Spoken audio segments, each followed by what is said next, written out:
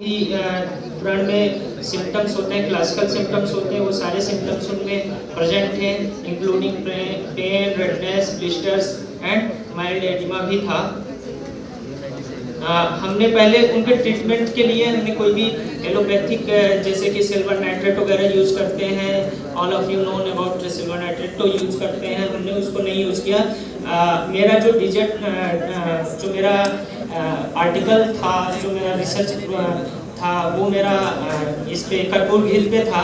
लेकिन कर्पूर घृत पे मैंने जो डिसर्टेशन वर्क किया था वो सतदेव व्रण पे किया था।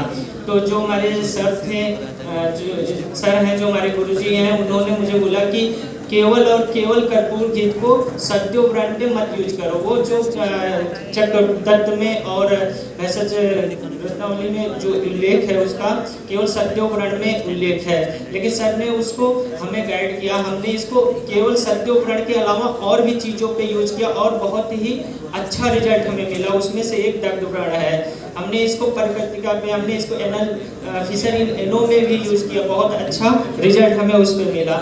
तो हमने इसको यूज करने के लिए प्रोटोकॉल्स बनाए, पहले एक एसओपी बनाया, स्टैंडर्ड प्रोटोकॉल, जो कि हर एक पेशेंट पे हमने फॉलो किया। जब पेशेंट आया था तो सबसे पहले हमने इनिशियल असेसमेंट किया, उसमें हम उनको क्लीन करते थे, क्लीन किए सलाइन वाटर से।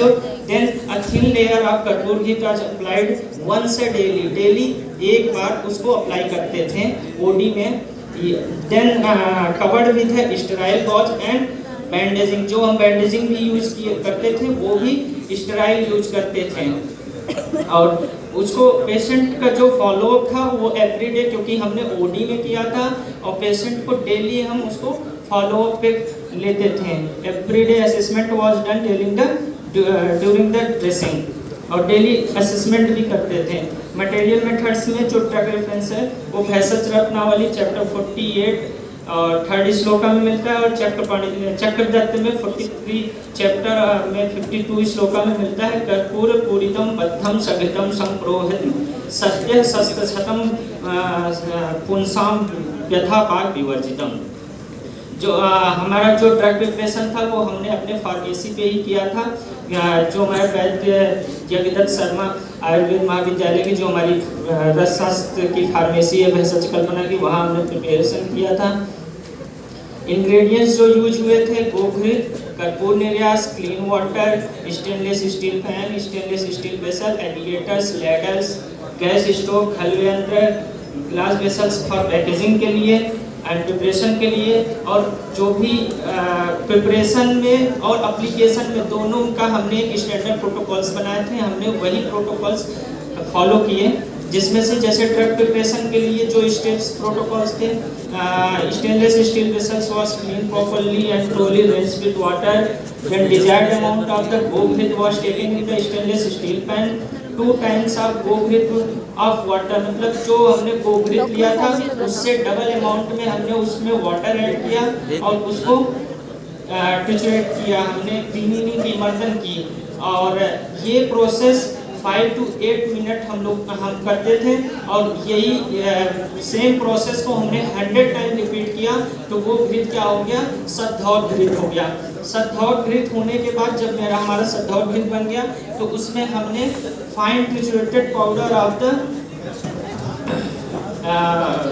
ये कर्पूर का उसमें मिक्स किया। और हमने इसमें ऐसे नहीं मिक्स किया, पहले हमने स्टेप बाय स्टेप पहले 10 ग्राम के गोघृत में हमने 10 ग्राम पूरा का पूरा जो अमाउंट था कर्पूर का हमने मिक्स किया और उसके बाद वो सद्धौत घृत का अमाउंट धीरे धीरे बढ़ाते गए।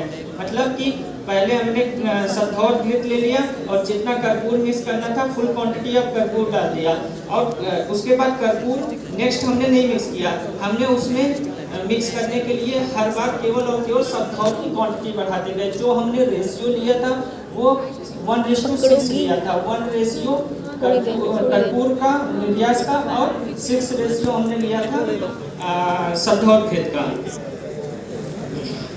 और उसको हमने पैकेजिंग करके ग्लास बर्तन में उसको रख दिया था। जब भी पेशेंट आता था एक बॉटल निकालते थे, फ्रेश बॉटल, और उस पेशेंट पे यूज किए थे। और जो ड्रग एप्लीकेशन का प्रोटोकॉल हमने बनाया था वो patient was sitting in position, patient को जिस भी कंफर्ट पोजीशन में रहता था, जहाँ पे भी उसको जैसे जब हम सत्योवरण भी यूज करते थे तो जहाँ उसको चोट लगी रहती थी उस पोजीशन पे रखते थे। बर्न रहता था तो बर्न के पोजीशन को, जहाँ बर्न हुआ है उसको हम सामने की तरफ रखे थे। या हम जब एनल फिशर इन एनो में यूज करते थे तो उस पोजीशन में पेशेंट को, जो कंफर्ट पोजीशन होता है उस पोजीशन में पेशेंट को ऑन टेबल रखते थे एंड स्टेराइल ग्रीन शीट बिछाते थे। Wound was clean with the sterile anus. पहले जो दग्ध व्रण है तो दग्ध व्रण में पहले हम एनएस से उसको वॉश करते थे, proper cleaning and dry off the wound with the sterile gauze, उसको सुखा देते थे। एप्लीकेशन ऑफ द कर्पूर घृत was done with the clean and sterile spatula. एक स्पैचुला लेते थे क्लीन, उससे हम कर्पूर घृत को निकाल करके उस एरिया पे अप्लाई करते थे जहाँ पर हमको अप्लाई करना होता था। Sterile gauze applied on ointment, फिर उसके ऊपर हम स्टेराइल गॉज लगाते थे और उसके बाद कॉटन बैंडेज से लूजली बैंडेज करते थे। जो दग्ध व्रण है उसमें हम लूजली बैंडेज करते थे, टाइट बैंडेजिंग भी नहीं करते थे और मोटी बैंडेजेस भी नहीं करते थे। और repeat this process every day till healing done. ये कुछ फोटोज हैं, ये डे 0 की है जब पेशेंट आया हुआ था, जब तो उसको इस तरीके से बर्न हुआ था। और नेक्स्ट ये प्रोसीजर की फ़ोटो है जब हमने उसको प्रोसीजर और अप्लाई किया था, तो उस टाइम की कुछ फ़ोटोज़ है किस तरीके से हमने यूज़ किया था। और इसमें जो सेकंड फ़ोटो है वो डे 5 की है और जो थर्ड पोजीशन है वो डे 10 की है। आप खुद रिजल्ट देख सकते हैं। ये लास्ट वाली फ़ोटो जो है डे 15 की है। हमने 15 दिन का इसमें डाला है, 5-5 दिन का पीक का असेसमेंट लिया है। लेकिन डेली असेसमेंट जब भी हम अप्लाई करते थे तो डेली असेसमेंट करते थे कि हमारे वुंड की कंडीशन क्या है, कहीं इन्फेक्शन तो नहीं हो रहा है या कहीं कुछ स्वेलिंग तो नहीं हो रही है, हीलिंग हो रही है कि नहीं हो रही है, वो डेली असेसमेंट करते थे।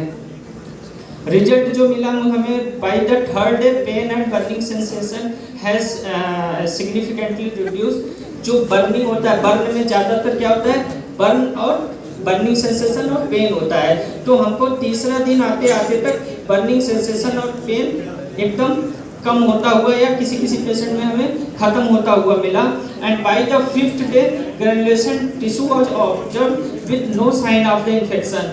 मतलब कोई भी इन्फेक्शन, कोई भी पस फॉर्मेशन या कोई भी टिश्यू डैमेज हमें 5th डे तक आते आते नहीं मिला। अच्छा खासा ग्रेनुलेशन टिश्यू हमें 5th डे तक दिखाई पड़ा और complete epithelization occurred by the 15th day with minimal scarring and no complication. हमें 15 दिन में कोई भी कॉम्प्लिकेशन नहीं मिला।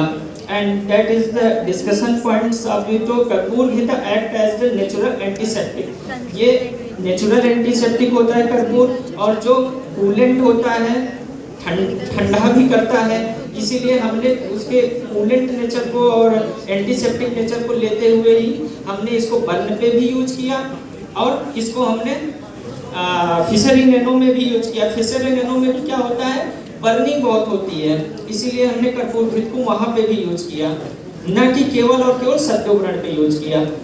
एंड हीलर भी बहुत अच्छा होता है, हीलिंग प्रॉपर्टी अच्छी होती है, अम्चुअस नेचर होता है, घी की प्रॉपर्टी होती है, तो वो चिपकने नहीं देता है गॉज को चिपकने नहीं देता है वुंड में। जैसे आप नेक्स्ट डे आपको जब गॉज हटाते हो या जब बैंडेजिंग को हटाते हो तो आपको इजीली बैंडेज हो जाता है। जैसे मॉडर्न में हम लोग क्या करते हैं, बर्न इंजरी रहती है या हमारा कोई वैसे अब्रेजन वुंड होता है तो हम उसके ऊपर एक वो चिपकाते हैं, क्या बोलते हैं, डॉक्टर अभिषेक कुमार प्लीज। तो उस तरीके से भी हमको ये एंचुअस प्रॉपर्टी की वजह से ये नेचर मिल जाता है, एंचुअस नेचर मिल जाता है।